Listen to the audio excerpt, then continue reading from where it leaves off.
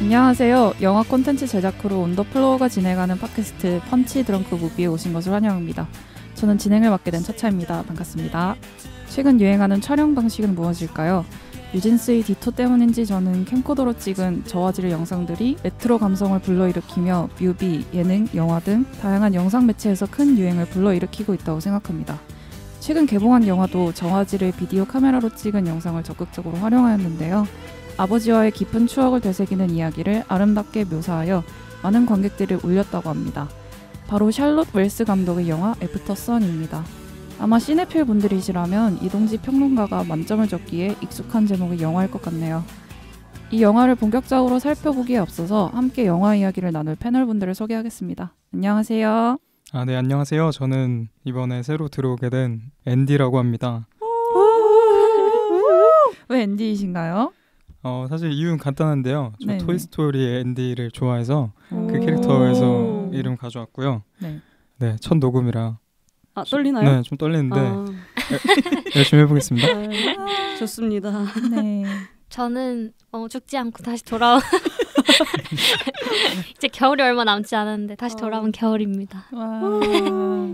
저도 죽지 않고 돌아온 호떡이 정말 희귀한 음식이잖아요. 그쵸. 네, 맞아요. 희귀한 사람 호떡입니다. 네. 반갑습니다. 네, 이렇게 패널분들 소개를 하였으니 이제 신작 토파오기 애프터 선 1부 진행하겠습니다. 신작 토파오기 코너에서는 영화의 초, 중, 후반부 줄거리를 나누어서 각각의 장면들을 살펴볼까 합니다.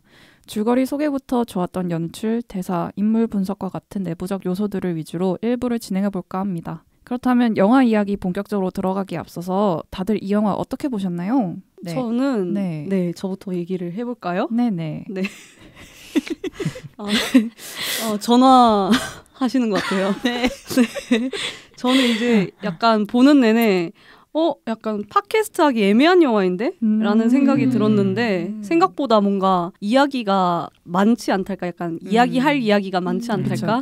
그렇죠.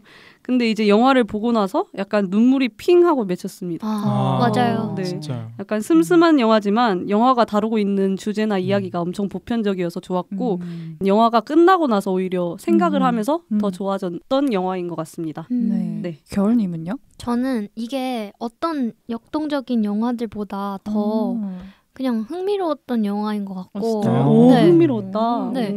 그리고 제가 원래 이런 그 사람들의 감정을 담은 얘기를 좋아해서 뭔가 그 영화에서 다 보여주진 않아도 제가 혼자 생각하게 만들어주는 부분들 있잖아요. 맞아요. 그런 걸 너무 좋아해요.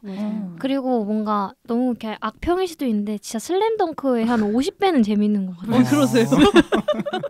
같이 저희 왜 그러세요? 죄송합니다. 저희 좋았잖아요.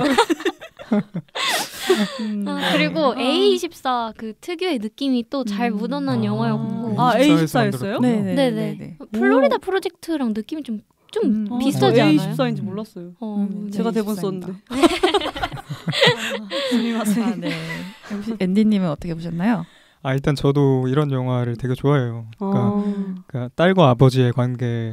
못 참죠. 네, 저 딸과 아버지가 들어가면 일단 좀 벌써 맞아요. 벌써 슬퍼지기 울컥하죠. 저는 일단 이게 되게 필름 질감으로 영상이 그렇죠. 되게 아름다운 영화였다고 생각해요. 맞아요. 네, 그래서 이게 감정적인 연결고리가 있는 분들은 정말 되게 분명히 좋아하실 그런 영화인 것 같고 겨울님 말씀하신 것처럼 되게 생각할 거리도 있고 그래서 저도 사실 호떡님 말씀에 공감을 하는 게 처음 이걸 딱 봤을 때 내가 이 영화가 좋긴 한데 무슨 얘기를 해야 될까는 솔직히 좀 고민이 됐어요. 그래서 고민을 하다가 오늘 한 번 더 봤고요. 근데 한 번 더 보니까 진짜 확 와닿더라고요. 감정적으로. 그래서 이따가 더 얘기를 해보겠습니다. 네. 이제 MC분. 저는 볼 때는 좀 루즈했거든요. 근데 저 역시도 보고 나오니까 자꾸 생각이 나는 영화였던 것 같고 캘럼의 감정선을 되게 곱씹게 되는 영화인 것 같습니다. 네. 들어보니까 호불호가 많이 갈리는 영화라고 하는데 저희는 전반적으로 호에 가까운 것 같은데요. 그래서인지 더더욱 패널분들의 자세한 이야기가 듣고 싶네요. 그러면 영화 애프터 선의 초반부 이야기는 어떻게 진행되나요? 네, 영화는 캠코더가 돌아가는 소리와 함께 주인공 소피가 20년 전 아버지와 함께 갔던 튀르키예 여행을 회상하면서 시작됩니다. 이혼을 했기에 따로 사는 이 부녀에게 튀르키예 여행은 아주 소중합니다. 이들은 이제 튀르키예의 해변에서 다이빙을 하거나 호텔에서 수영을 하며 만끽을 하는데요.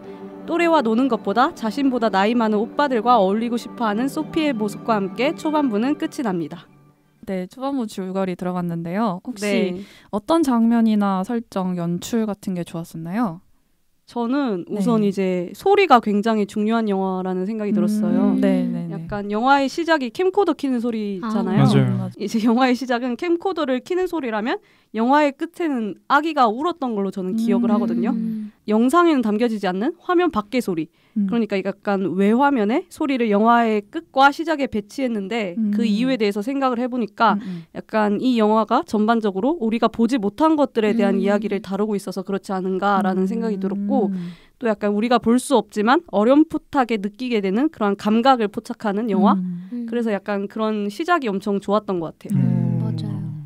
그리고 아까 앤디님이 살짝 언급해 주셨는데 그 필름 카메라 느낌 있잖아요. 맞아요. 그게 확실히 어쨌든 그 전에 아빠랑 갔던 여행을 이렇게 되새기는 그런 분위기를 너무 잘 살려준 것 같아요. 맞아요.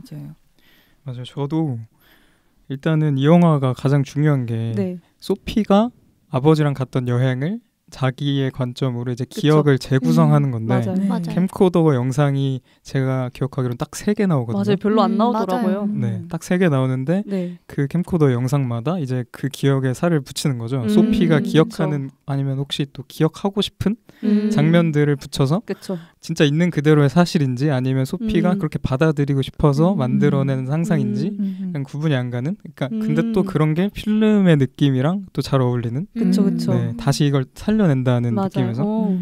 그래서 이 영화는 기억이 어떻게 되살아나는지 그거를 어떻게 받아들이는지에 관한 영화라고 저는 생각을 해요. 그래서 이동신인데요? 사실 근데 캠코더 부분 말고는 어쨌든 이 소피가 재구성한 기억이기 때문에 사실일 수도 있고 아닐 수도 있는 거잖아요. 그러니까 기억하고 싶은 것만 기억했을 수도 있고 왜곡된 걸 수도 있고 왜곡된 걸 수도 있고 그게 진짜 다시 한번 생각해보게 되는 것 같아요. 맞아요. 그래서 이 영화는 말씀하신 것처럼 다양한 촬영 방식들로 구성이 되어 있는데요. 다들 어떤 촬영 방식들이 눈에 띄었나요? 약간 당연하지만 캠코더 장면이 제일 눈에 띄었고 앞서 이제 차차님이 언급해주신 디토처럼 중간중간에 약간 감성 있게 그런 장면들이 눈에 띄었던 것 같고 튀르키예 여행에서 찍은 게 약간 질감이 필름이더라고요.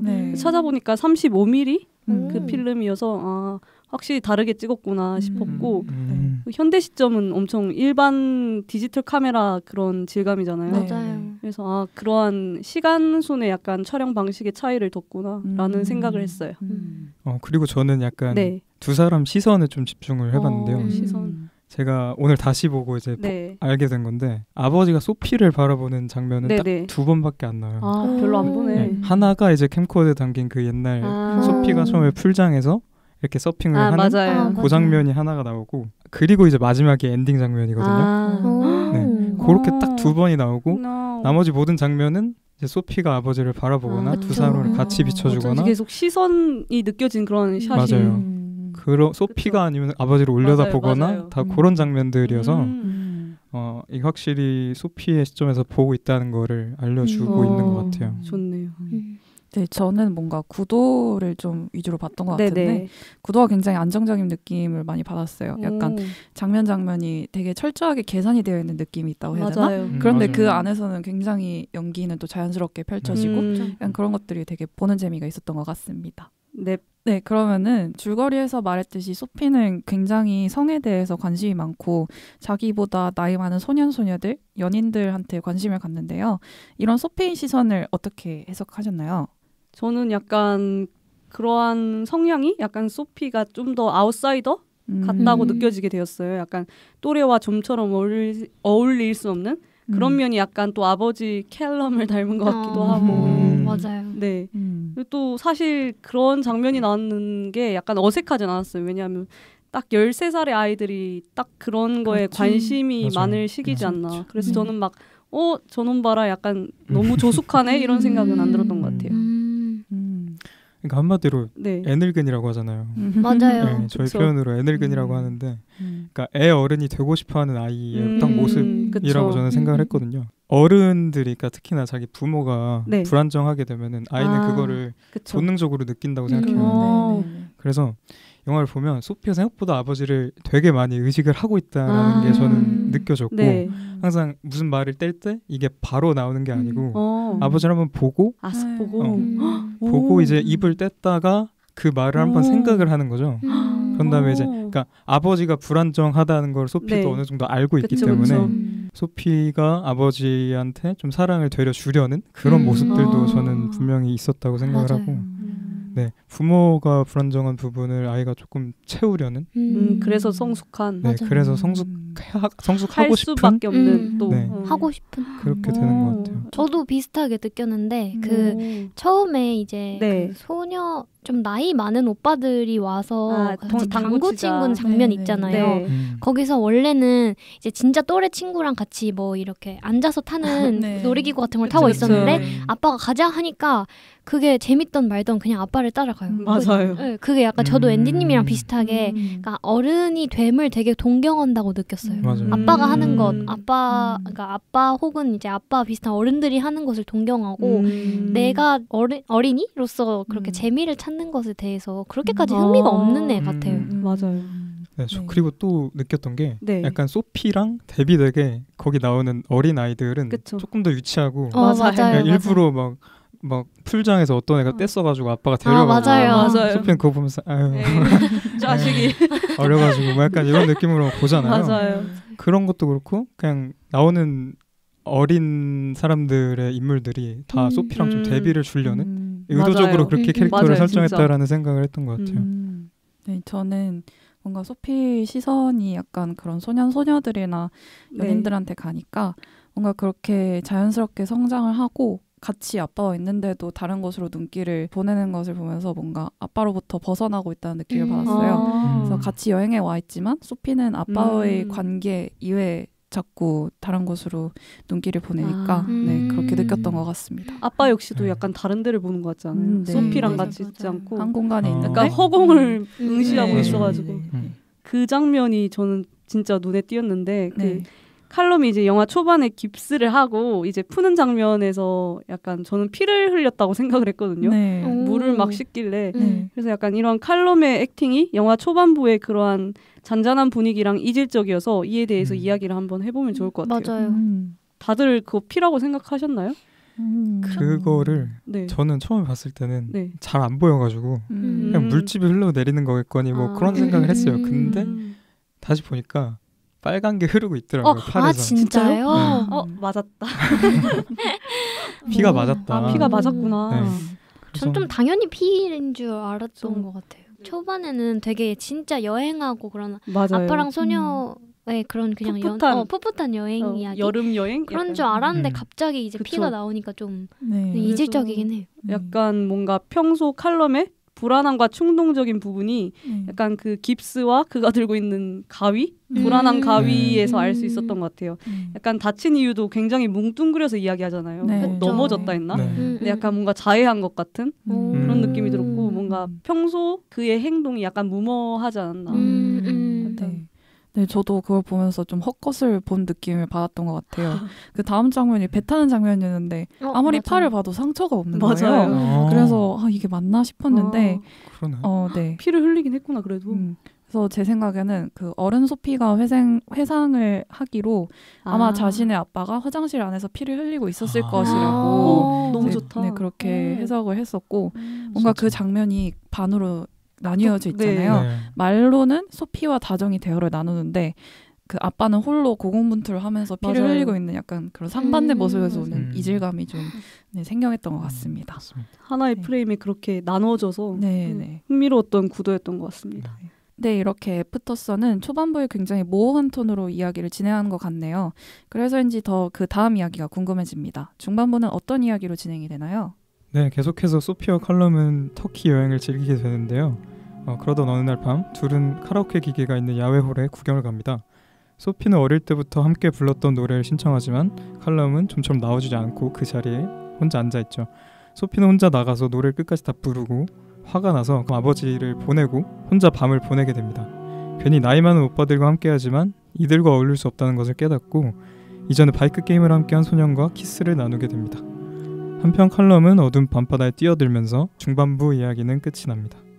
네, 중반부에 흥미로웠던 연출이나 대사, 설정 같은 게 있었나요? 네, 저는 앞서 초반부에 흥미롭게 봤던 게 약간 청각이라면 이제 영화의 중반부에는 좀 더 촉각에 초점을 맞췄다는 생각이 들었어요. 맞아요. 특히 약간 칼럼의 손이 굉장히 중요하게 제시가 되는데 약간 선크림을 바르는 장면이 저는 그렇다고 느꼈는데 약간 살갗을 매우 클로즈업을 해서 찍거나 이제 약간 칼럼이 이제 카페트를 어루만지면서 그 질감을 온전히 느끼면서 빠져들게 되잖아요.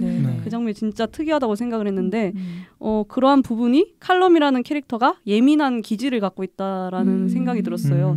뭔가 복잡한 마음, 예민하기 때문에 명상이나 뭐 기체조에 더더욱 빠져드는 것 같다는 생각이 들었고 뭔가 나중에 후반부에 이제 명상에 대해서 이야기를 함께 나누면 좋을 것 같습니다. 네, 좋습니다. 네. 겨울님은 어떻게 보셨나요? 저는 아빠 이제 캘럼이 이제 초반과는 다른 감정선을 가지게 되는 부분이 드러나잖아요. 네네. 그때 제가 생각했을 때 처음 그 정색 같은 걸 하는 부분이 그 스노클링 할 때 이제 아기가 처음 생겼다고 한 그 남자가 와서 말을 거는데 네. 그때 이제 약간 미묘한 표정을 갑자기 지어요. 그러면서 되게 생각에 빠지면서 그 다음부터는 계속 그 상태를 좀 유지하는 것 같은 느낌? 그래서 그때부터 얘가 그런 거에 좀 계속 신경을 쓰고 있구나. 좀 그렇게 느꼈던 것 같아요. 저는 그 장면 다음에 이제 다이빙을 하잖아요. 네네. 아버지가 그때 막 다이빙 자격증도 없는데 막 거짓말 치고 들어가네 이러면서 갑자기 바다를 엄청 길게 찍어요. 맞아요. 그래서 보고 죽었나 이런 생각이 들어서 약간 그런 것도 약간 불안감을 미묘하게 계속 심어줘가지고 그런 것 같아요. 네. 그때도 그 아저씨랑 나눴던 대화가 40 정도는 돼야 아빠 자격을 가질 수 있을 줄 알았는데 아니 30이 돼도 30이 돼도 벌써 아기를 가졌다. 약간 이런 얘기를 하니까 칼럼은 사실 진짜 어린 나이에 아빠가 된 인물이라 계속 그런 거에 되게 미안함도 있을 거고 그런 본인에 대해서도 되게 자신이 없을 텐데 약간 미숙한 느낌도 들고 그런 얘기를 들으면서 점점 표정 관리가 안 됐던 것 같아요. 맞아요. 그리고 딱 그 장면에서 칼럼이 이런 얘기 하거든요. 내가 40살이 됐을 때 내가 어떤 모습일지 모르겠다. 맞아요. 이렇게 얘기를 하는데 그러니까 이 영화는 계속해서 뭔가 칼럼이 죽을 것이다라는 어떤 암시를 계속 암시를 주고 근데 관객은 못 본 척하고 왜 저러지? 그리고 그 이제 칼럼이 이후에 이제 캠코더랑 TV랑 같이 나오는 장면이 맞아요. 나오잖아요. 네. 거기서 이제 11살 때 불행했던 생일에 대해서 얘기하면서 이제 자기가 그날 생일 선물로 그 빨간색 토이 카메라를 사고 싶어 했다 이렇게 나오고 그리고 카펫을 사러 갔을 때도 입은 옷이 빨간색이거든요. 그리고 뭐 피도 빨간색이죠. 그러니까 그런 색깔들이 뭔가 연결되는 오호라 되게 상징적인 죽음을 좀 암시하고 있다라는 생각이 빨간색으로 들었던 것 같아요. 신기하다. 좋네요. 네. 중반부에서 또 본격적으로 아버지의 감정이 스크린에 직접적으로 드러나네요. 혹시 어떤 장면에서 또 느끼셨나요? 저는 그 아버지가 양치하다가 갑자기 거울에 침을 뱉잖아요. 맞아요. 그 장면이 진짜 특이하다고 생각을 했거든요. 맞아요. 그때 이제 앞에 이제 소피가 우울한 감정에 대해 이야기를 하자 아버지가 약간 화를 내듯이 침을 탁 뱉고 나가잖아요. 약간 뭔가 자신을 확인하는 용도인 거울이 더럽혀졌지만 신경 쓰지 않고 나가는데 약간 왜 그랬을까라는 생각을 해봤는데 소피도 자신과 유사한 감정을 겪게 될 것이라는 약간의 불안감이 있을 거라고 저는 생각을 했어요. 네, 저는 아버지가 어쨌든 명상도 하고 뭐 기체조도 하고 그게 소피 입장에서 우스꽝스럽게 보이는 거지만 어쨌든 아버지는 계속 그 우울감에서 벗어나고 싶어 하거든요. 맞아요. 그래서 그 침을 뱉는 것도 어떻게 보면 나 우울하지 않은데 약간 그런 거 생각하는 게 싫은 자기 방어적인 행동이 아니었을까라는 생각을 했습니다. 아니면 오히려 자신에게 침을 뱉는 느낌이었을 것 같다는 생각이 갑자기 드네요. 약간 자기 자신에게 침을 뱉는 거니까. 거울이니까. 네. 저는 근데 만약에 이게 사실 실제로 아빠가 침을 뱉은 게 아니라 소피 입장에서 침을 뱉은 거라면 이렇게 생각을 해보면은 소피가 느꼈을 때 아빠는 소피의 감정도 그렇고 아빠의 감정도 그렇고 그거를 얘기하는 걸 자체를 되게 꺼려하지 않았을까 이런 생각이 들어요.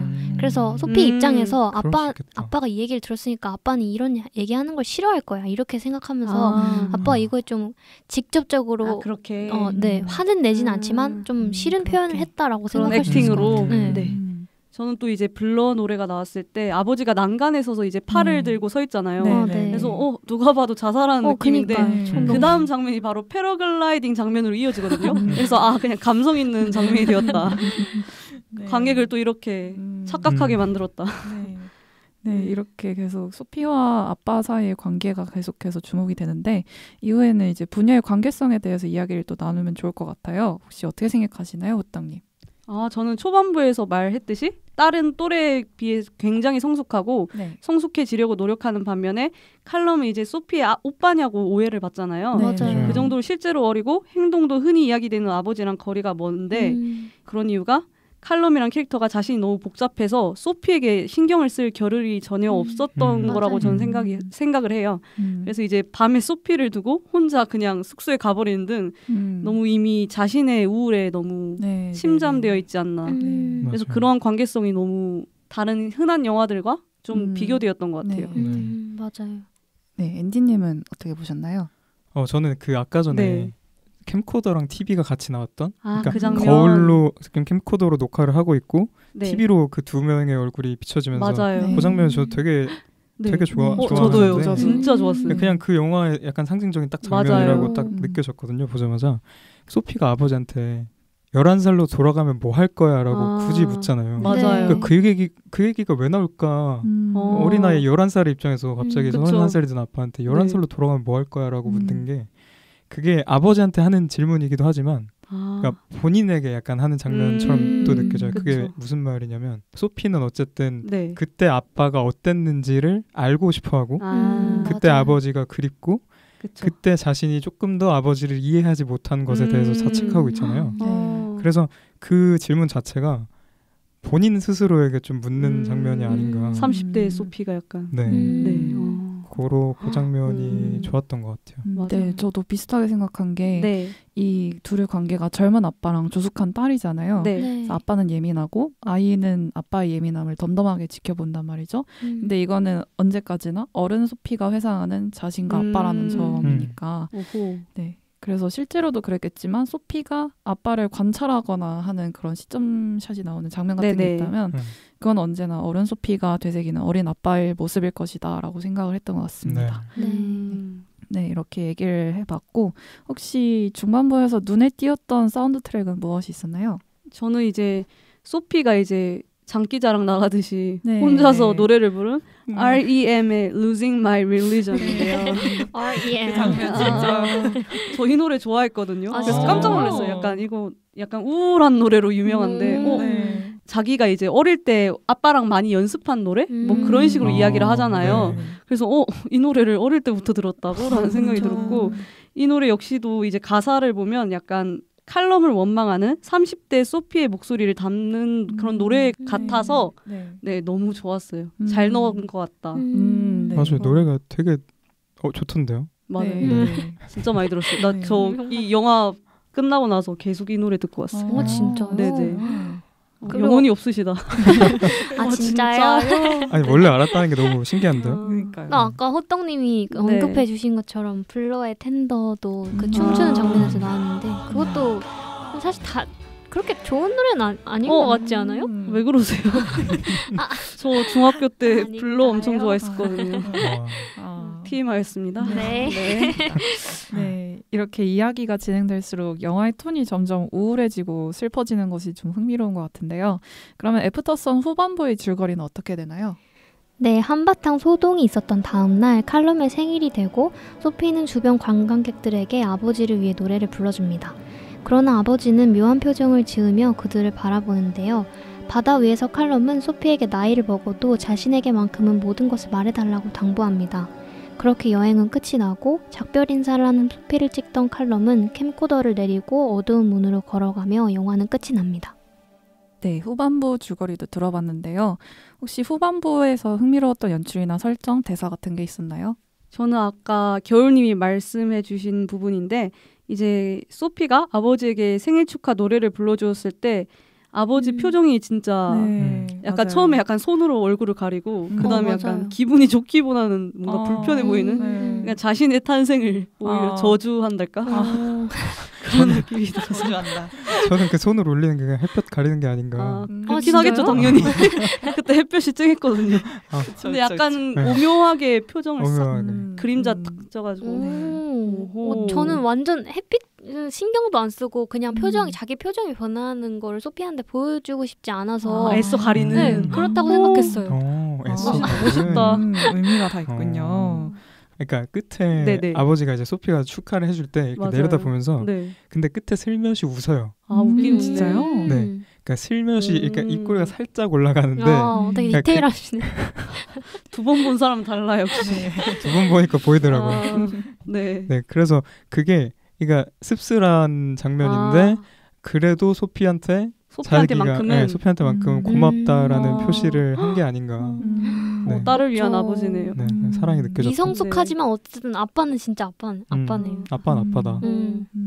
네, 저는 되게 좋았던 장면이 있는데 칼럼이 결국에는 그 카페트를 구매를 하잖아요. 맞아요. 돈이 넉넉치가 않은데 그 돈을 지불을 하고 그 위에 이제 몸을 이렇게 뉘는데 굉장히 안쓰러우면서 거기서 확 마음이 좀 덜컥했던 것 같아요. 그때 표정이 너무 절망적이지 않았어요? 진짜 이제 끝이라는 표정이 전혀 미래를 생각하지 않는 행동이잖아요. 그래서 현재 그만큼의 위안을 바라기 때문에 그렇게 구매를 했을 텐데 되게 안쓰러웠습니다.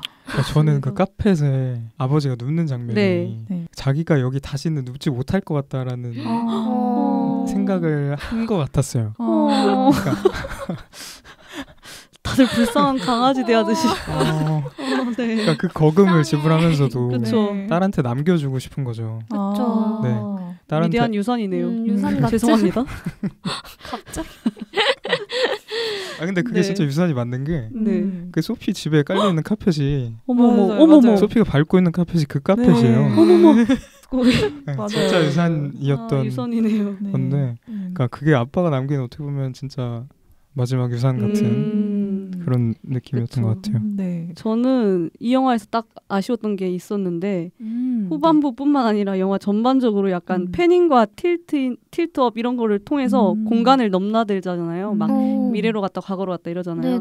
그런 연출이 너무 많아가지고 약간 촌스럽지 않나. 엔딩도 이렇게 돌아가면서 이렇게 끝나잖아요. 지나치게 약간 대학교 학생이 맞는 것 같아요. 죄송합니다. 영화과라서 할 수 있는. 역시 분석이 남다르지 않아. 약간 저의 과거를 보는 것 같아요. 죄송합니다 감독님. 네 그렇습니다.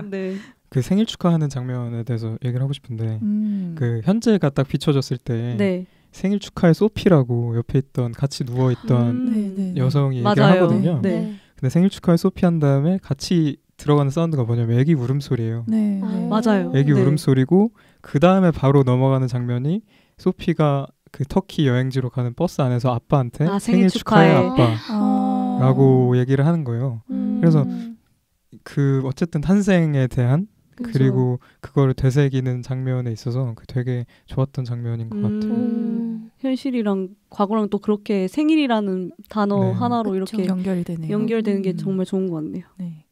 이제 말씀 들어보니까 다들 아버지의 죽음을 예상하신 것 같은데 혹시 예상을 하셨나요? 저는 진짜 죽을지는 예상을 못했어요. 아 진짜요? 설마 설마 이렇게 생각했는데 근데 어쨌든 아빠랑 소피가 다시 만나지는 못할 것 같다라는 생각을 계속 그 영화 속에서도 암시를 계속했던 것 같아요. 맞아요. 그래서 근데 저는 아빠가 결국 죽게 되면서 그냥 어쨌든 아빠가 죽을지 몰랐잖아요. 소피는 당시 여행을 할 때. 그래서 그냥 막연히 이렇게 흘러 지나갔던 시간들이 얼마나 소중한 시간이었는지를 소피의 시선으로 관객들이 좀 볼 수 있게 그렇게 장치를 한 게 아닌가. 그리고 마지막에 그 문이 완전히 닫히지 않고 끝나잖아요. 맞아요. 그것도 그냥 그 소피의 기억 속에 아빠랑 그 여행 갔던 그 짧은 순간이 완전히 묻어져 있는 게 아니라 그냥 보이지는 않는데 어쨌든 존재하는 기억으로 있다. 이런 거를 좀 알려주고 싶었던 게 아닌가. 좋네요.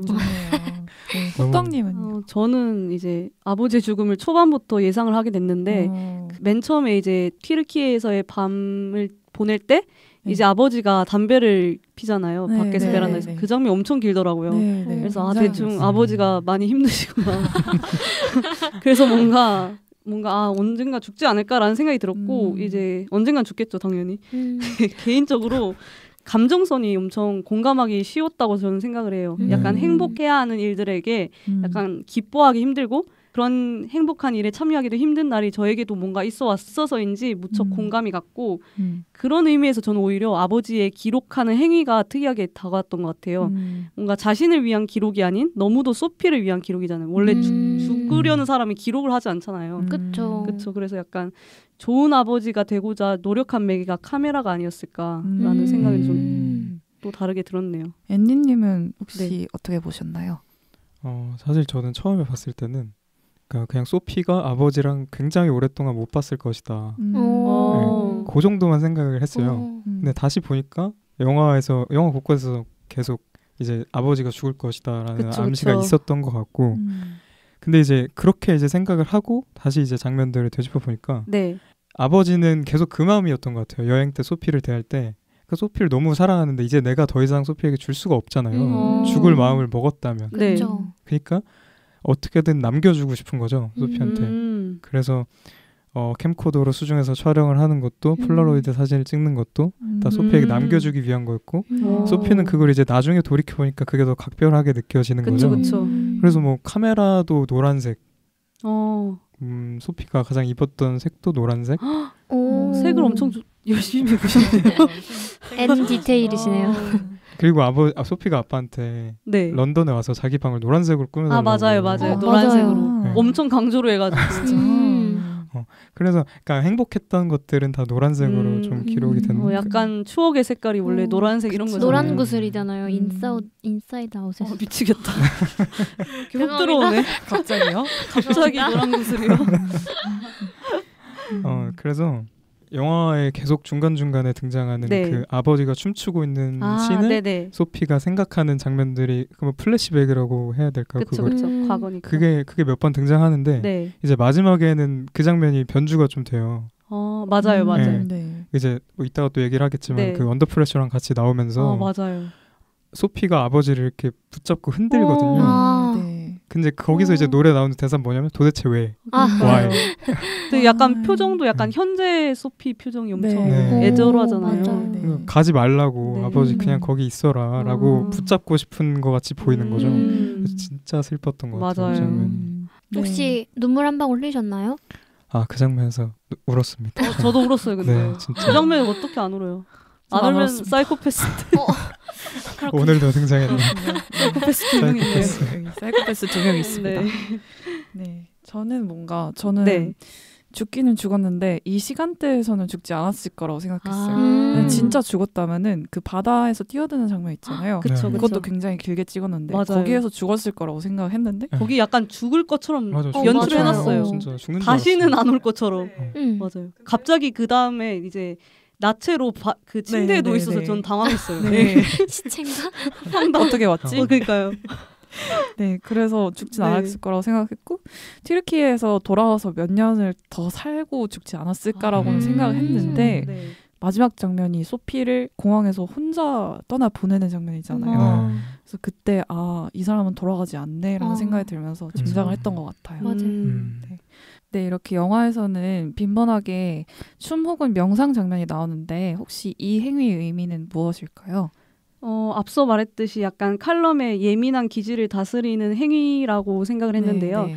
앞서 계속해서 이제 앤디님이 말씀한 장면인데 소피가 호텔에서 캠코더를 찍을 때 이제 텔레비전을 향해서 길게 고정슛이 들어가잖아요. 그 텔레비전 옆에 약간 명상 책들이랑 비디오가 엄청 쌓여 있더라고요. 막 차이니즈랑 뭐 메디테이션 이런 거 있고.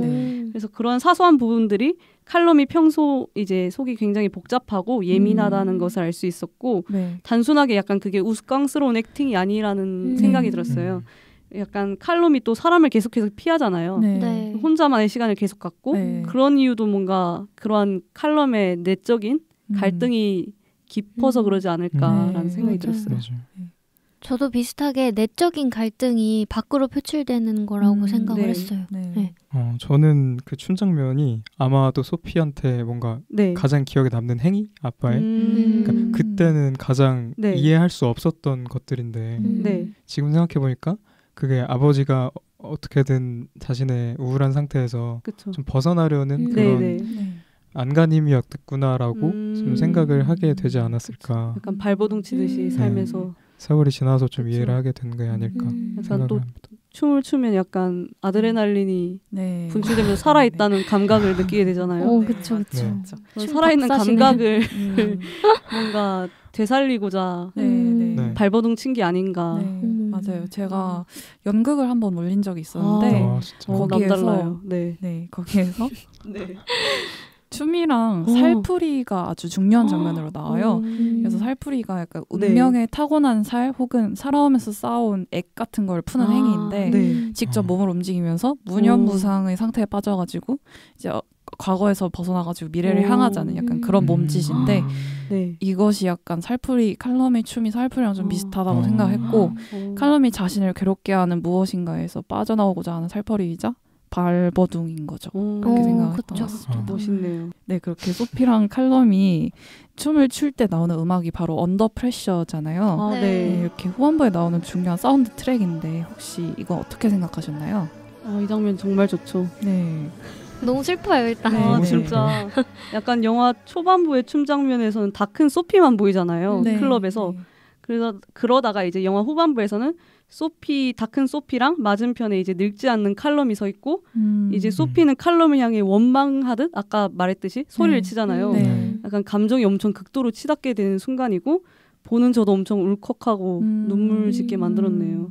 약간 이 노래가 원래 이렇게 슬픈 노래였나라는 생각이 들었고 데이빗 보위의 목소리가 진짜 약간 걸걸하잖아요. 약간. 맞아요. 그 목소리 약간 소피의 감정이랑 엄청 잘 어울리는 것 같다는 생각이 들었어요. 겨울님은 어떻게 보셨나요? 저는 어쨌든 이 영화는 성인이 돼서 이제 나이가 든 소피가 다시 아빠와의 그 추억을 회상하는 영화잖아요. 그래서 그냥 지금 성인의 소피 입장에서 본 거일 텐데도 소피는 계속 아빠의 춤이나 마지막 춤 이런 것도 다 뭔가 원망하듯이 바라보고 있어요.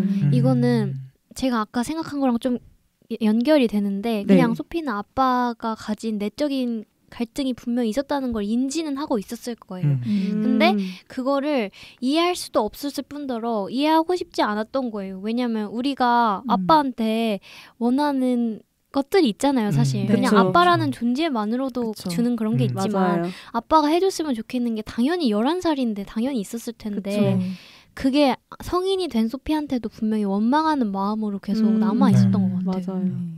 앤디님은 어떻게 보셨나요? 일단 이게 제목이 언더 프레셔잖아요. 맞아요.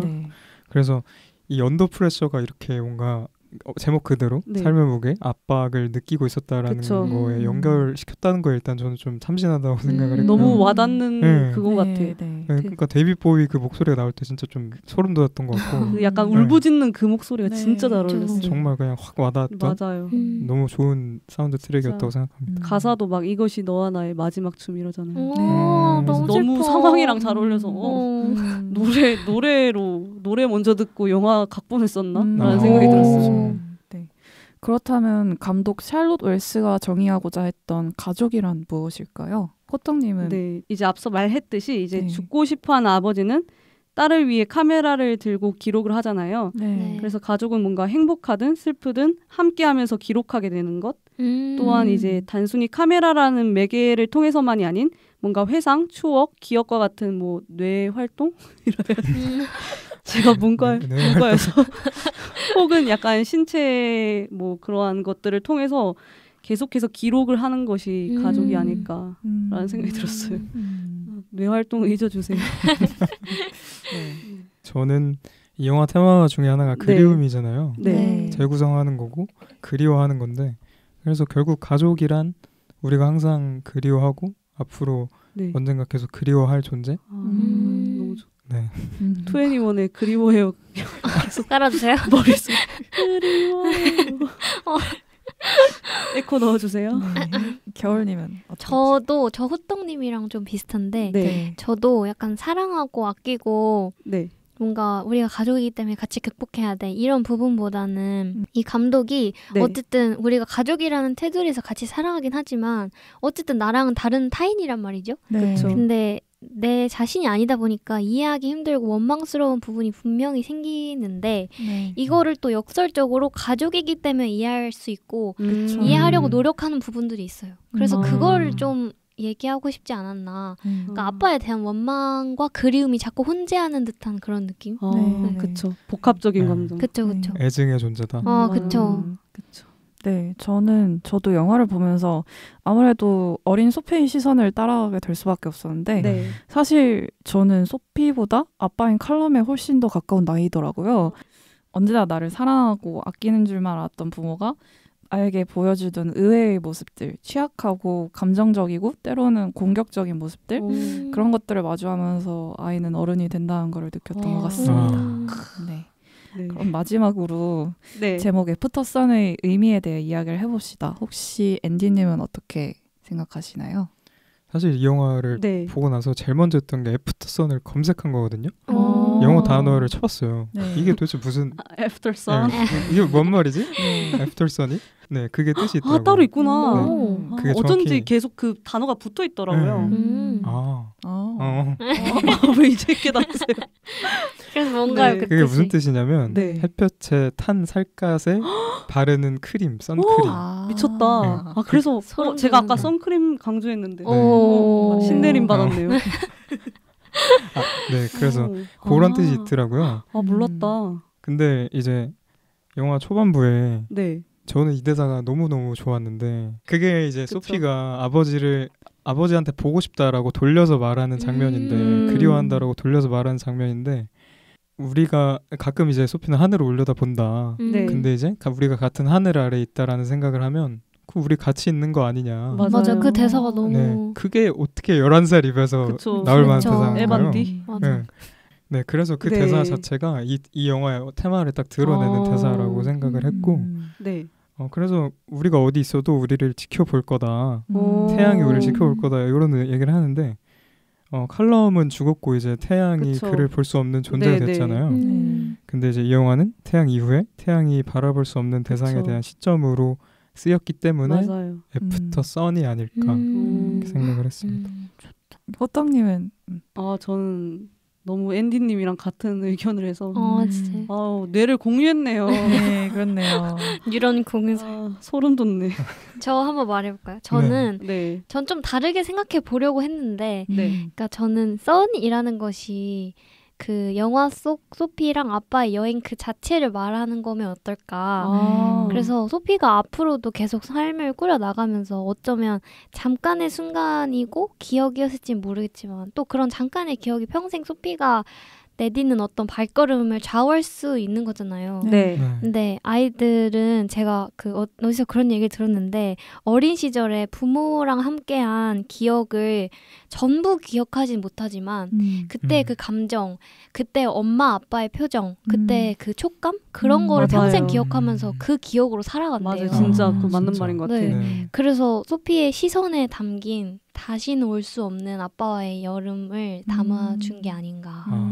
좋네요. 네, 좋습니다. 네, 이렇게 1부에서는 애프터선의 줄거리를 쫓으며 영화 내부에서 엮여진 이야기를 나누어 봤는데요. 2부에서는 캐릭터들의 설정이나 감독의 인터뷰, 제작 비화 등 외적인 이야기를 나눠볼까 합니다. 2부도 흥미로운 이야기들과 재미난 비하인드로 알차게 꽉 채웠으니까요. 끝까지 들어주시길 바랍니다. 2부로 넘어가기 전에 소피가 혼자 불렀던 노래 R.E.M의 Losing My Religion 듣고 1부 마무리하겠습니다.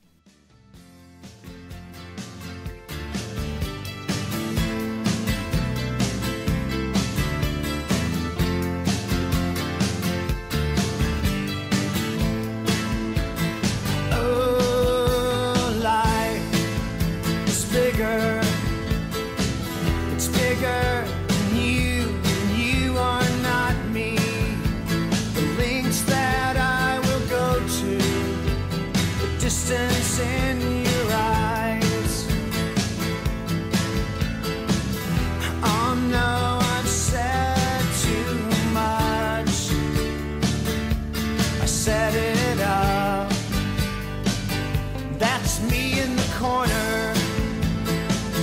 That's me in the spotlight, losing my religion. Trying to keep up.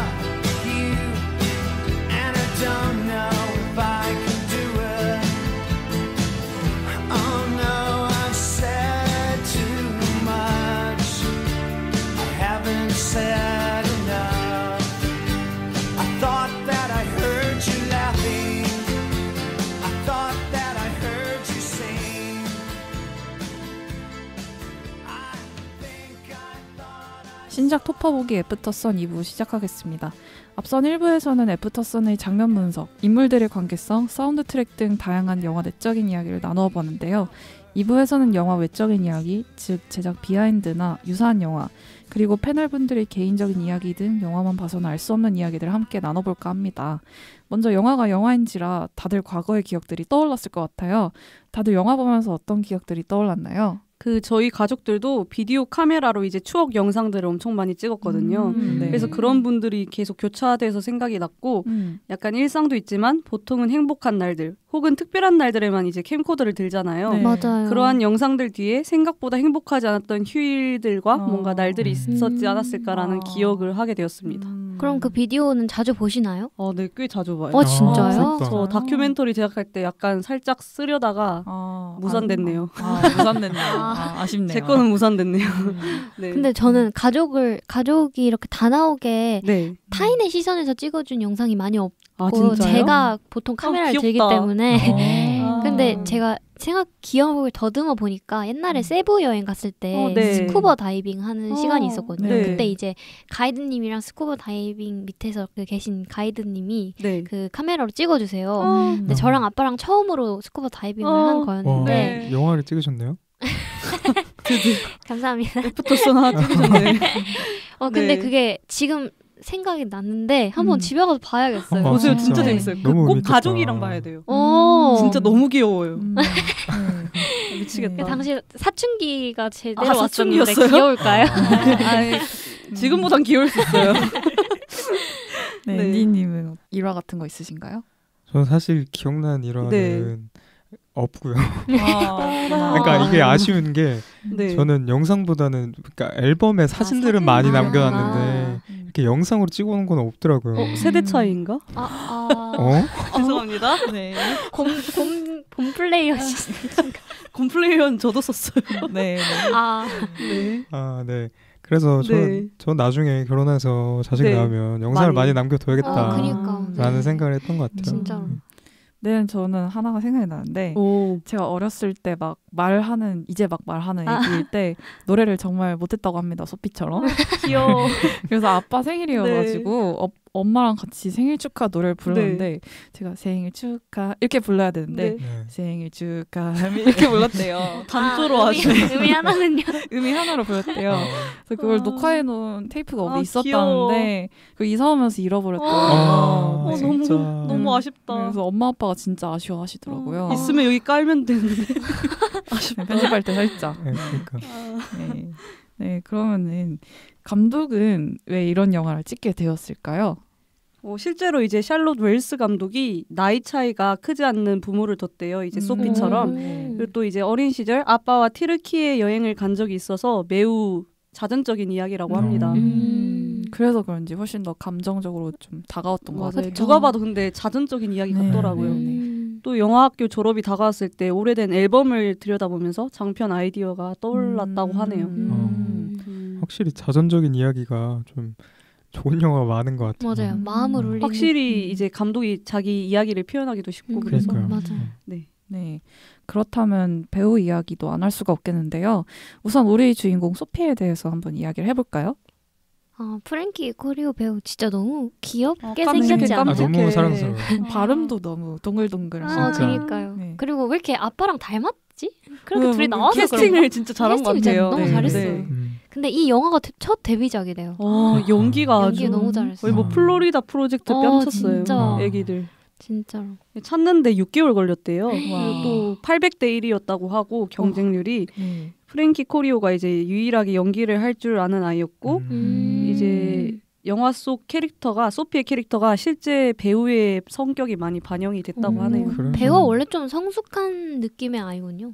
성숙하면서도 약간 천진난만함은 잃지 않는 약간. 또 이제 칼럼 얘기해 볼까요? 폴 메스칼 배우죠? 네, 칼럼 역의 폴 메스칼을 캐스팅했을 때가 25살이래요. 그러니까 이 배우가 96년생이라고 하는데 진짜요? 저랑 한 살 차이밖에 안 나는데 아버지 이렇게 아버지가 이 세계에선 아버지네요. 그래서 캐릭터 나이가 31살이잖아요.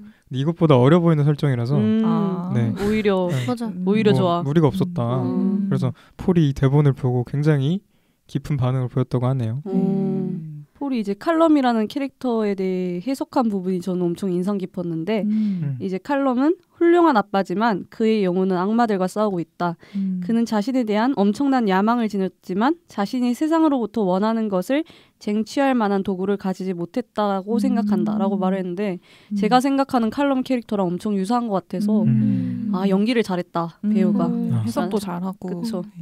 네, 그리고 폴 메스칼은 BBC 드라마 노멀 피플 주인공으로 활약을 하면서 바프타 TV 어워드에서 나무주연상을 수상하면서 이름을 알렸다고 합니다. 이제 막 뜨는 배우더라고요. 찾아보니까. 네. 그럼 다음으로는 촬영 비하인드에 대해서도 이야기를 나누면 좋을 것 같아요. 이거 촬영을 하기 전에 한 2주 전 정도 칼럼이랑 소피 배우가 튀르키예에 미리 가서 바다에서 놀면서 유대감을 쌓았대요. 어쩐지. 근데 네, 되게 친해 보이더라고요. 네, 맞아요. 분역 케미. 근데 저라도 처음 보는 오빠죠 사실. 거의 오빠죠. 25이었으면 아니 삼촌이랑 연기를 해야 되면은 좀 애기 입장에선 좀 부담스러울 수 있는데 처음 연기인데 이런 게 좋았던 것 같아요. 맞아요. 또 이제 감독 샬롯 웰스가 폴이랑 소피 배우에게 다르게 디렉팅을 한 게 저는 인상 깊었는데 이제 칼럼 배우한테는 감독이 이제 자신의 시각을 분명하게 이야기를 미리 해줬대요 배우한테. 반면에 이제 소피 배우한테는 완성된 대본을 주지 않고 이제 약간 자연스러움을 유지하기 위해서 또 하루하루 한 장면씩 촬영을 했다고 해요. 그래서 이제 궁극적으로 칼럼의 내적인 면들은 이제 소피는 다 알 수 없는 상태로 남아서 칼럼과 소피의 거리가 영화에서 일정하게 표현된 것 같아요. 네. 신기하다. 그래서 오히려 더 연기가 더 좋지 않았나. 네, 정말 좋았어요. 네. 너무 다 알면 너무 슬퍼져. 영화가. 그쵸, 맞아요. 네. 죽을 걸 알기 때문에. 또 이제 20년 뒤 소피의 모습을 보여준 이유는 원래 구성에는 없었는데 감독이 그냥 본능적으로 넣었대요. 근데 빼도 괜찮았을 것 같은데 저는. 네, 그래도 될 것 같다. 전 약간 과한데? 이런 생각이 들어서. 오라라. 죄송합니다. 아까부터 계속 까네요. 감독님이랑 합의를 좀 전화 주세요. 네, 그리고 노래들도 굉장히 90년대들 노래잖아요. 맞아요. 옛날 락적인 노래도 있고 그 감독의 자전적인 그때 시절을 좀 반영을 하는 게 아닌가. 굉장히 브릿팝들이어서 와 영국 영화다. 네, 그렇습니다. 네, 마지막으로 애프터선과 비슷한 영화들 각자 소개해볼까요? 저는 보면서 콜미 바이 유어 네임이 많이 생각이 났어요. 저도요. 네. 여름이었다. 여름이었다 감성. 네, 그런 것도 있고 좀 불친절한 느낌도 맞아요. 비슷했던 것 같아요. 약간 이루어질 수 없었던 사랑에 대한 아련한 감각. 네, 약간. 저는 이제 자비에 돌란 감독의 마미가 생각이 났는데요. 이제 애프터 선에서 블러의 노래가 인용됐잖아요. 네. 블러의 최적수가 누구입니까? 오아시스입니다. 죄송합니다.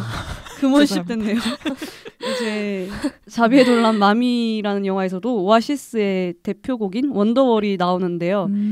마미라는 영화에도 오아시스 노래뿐만 아니라 이제 라나 델레이의 노래를 영화 속 상황과 절묘하게 아주 끼워 맞춰요. 그래서 뭔가 애프터선이 부녀의 기록이었다면 마미는 이제 현재를 살아가는 모자의 시간을 다룬다는 점에서 같이 보면 좋은 영화라는 생각이 듭니다. 네. 겨울님은 어떤 영화? 저는 이게 문라이트 감독이 연출을 했잖아요. 네. 그래서 아닌데요? 아니에요? 제작을 했는데 그래서인지는 모르겠는데 영화 속의 색감 같은 것들이 되게 비슷하게 느껴졌고 그 쨍한 파란색 있잖아요. 그런 게 너무 비슷하게 느껴졌고 그리고 주제는 확실히 두 영화가 다르죠. 많이 다른데. 저 문라이트 진짜 좋아해요. 좀 둘 다 그래도 어쨌든 막 보여지는 거에 비해서는 깊고 우울한 얘기를 다루고 있는데 그게 영화 관객으로 하여금 너무 처지고 우울하지 않게 그냥 아까 말씀하신 좀 조금은 불친절하게 좀 이렇게 툭툭 던져주는 것도 느낌이 비슷했던 것 같아요. 그리고 저는 무엇보다 플로리다 프로젝트랑 정말 많이 닮아 있는 것 같아요. 그때도 엄청 좋아하셨잖아요. 네. 어린이의 시선인 것도 비슷하고. 네. 좋네요. 네, 앤디님은 어떤 영화 생각나셨나요? 저는 이제 딸과 아버지의 관계를 다룬 영화가 뭐가 있을까 생각을 하다가 작년에 부산국제영화제에서 스칼렛이라는 영화를 봤어요. 아직 한국에서 정식으로 개봉은 안 했는데 이게 마틴 에덴을 감독한 진짜요? 피에트로 마르첼로 감독이 만든 마틴 에덴 진짜 재밌던데. 영화예요. 네. 전 마틴 에덴은 안 보긴 했는데 아쉽네요. 네, 처음으로 이 감독을 여기서 이 영화로 접했는데 네. 이 영화가 1차 세계대전이 지난 시점에 노르망디에 사는 네. 목수 아빠와 그리고 거기서 태어난 딸의 일대기 네, 삶 전체를 조망하는 작품이에요. 근데 이 작품이랑 비슷하다고 느꼈던 지점이 굉장히 거친 필름으로 필름 질감으로 담아내거든요. 네. 그 시대를 담아내기 위해서.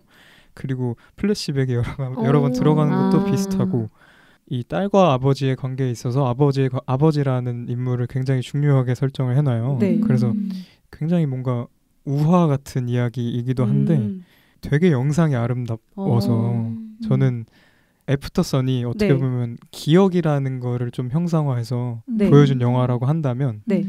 이 스칼렛이라는 영화는 진짜 사랑을 영상으로 이렇게 만든 것 같아요. 네, 정말 그 정도로 아름다운 영상이어서 궁금하다. 너무너무 좋아하는 영화라서 추천드리고 싶습니다. 빨리 개봉하면 좋겠네요. 네. 네, 이렇게 애프터선에 대해서 이야기를 나눠봤는데요. 영화의 비하인드에서 패널분들의 개인적인 추억까지 공유해보니 더더욱 각별한 영화가 될 것 같습니다. 그렇다면 이제 최종적으로 영화의 별점을 각자 매겨보도록 하겠습니다. 저희 팟캐스트의 별점 방식 아시죠?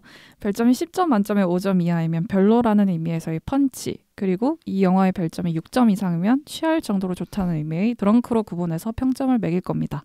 그럼 지금까지 나눈 얘기들을 종합해서 영화 평가를 해볼까요? 네, 저 먼저 하겠습니다. 저는 6점 드리겠습니다. 진짜요? 네. 그래도 드렁크네요. 네, 그래도 드렁크다. 네. 5점 아니다. 네, 한 줄 평은 아름답고 아리송한 추억의 한 켠으로 하겠습니다.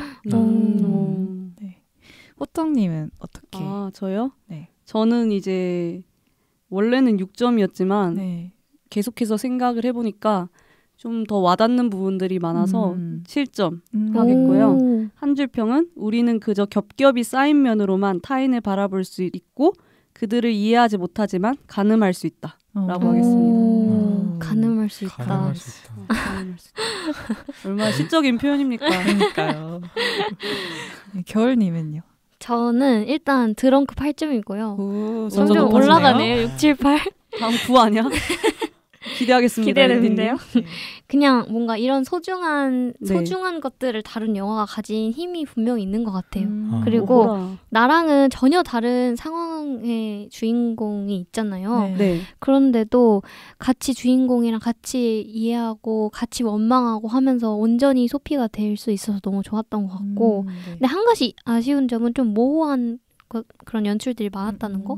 이건 도대체 뭐를 의미하는 거지? 이런 게 많았던 것 같고 말고는 다 좋았어요. 그래서 한 줄 평은 저도 좀 시적인 표현을 빌려보자면 거친 흙에서 이리저리 밟히며 겨우 꽃을 일궈낸 씨앗이 거칠던 흙의 포근함을 깨닫고 꽃잎으로 이를 덮어줄 때까지라고 하겠습니다. 야생화네요. 야생화.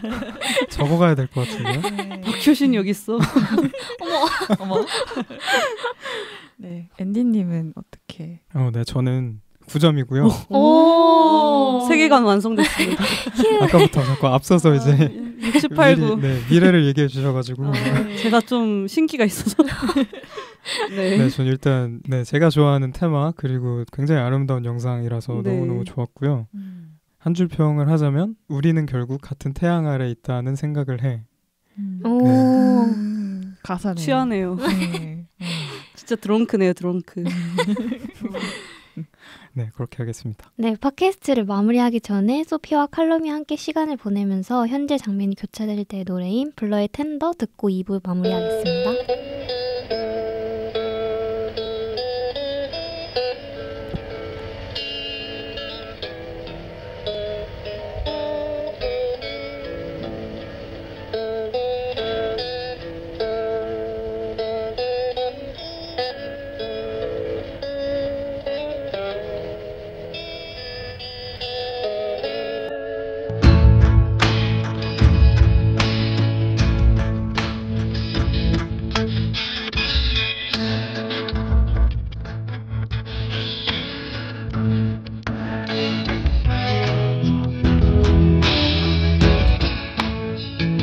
지금까지 샬롯 웨스 감독의 애프터 선에 대해 이야기를 나눠봤습니다. 줄거리를 함께 훑어보면서 좋았던 장면에 대해 이야기하는 것에서부터 장면 분석, 인물 분석, 촬영 비하인드 등을 정말 폭넓게 이야기해보았네요. 다들 가슴 한켠에 품어놓은 썩 행복한 기억은 아니지만 너무나도 소중한 추억들이 하나씩 있을 겁니다. 그 추억들을 영상으로 남겨놓았건 사진으로 남겨놓았건 기록을 해놓았던 추억이 있고 반면에 행복하지 않아서 아니면 특별하지 않다고 생각해서 기록하지 못한 추억의 한 끄트머리가 있을 겁니다. 그리고 우리는 때로는 기록되지 못한 추억들을 더욱 생각하게 되고요. 그런 추억을 되새기고 싶다면 소중한 사람과 영화 애프터선을 함께 보면서 햇빛 아래 색이 바랜 아련한 추억의 먼지를 털어서 함께 이야기를 나누는 시간을 가져보는 것은 어떨까요? 그럼 지금까지 진행의 차차, 패널의 호떡, 겨울, 앤디였습니다. 다음 시간에 만나요.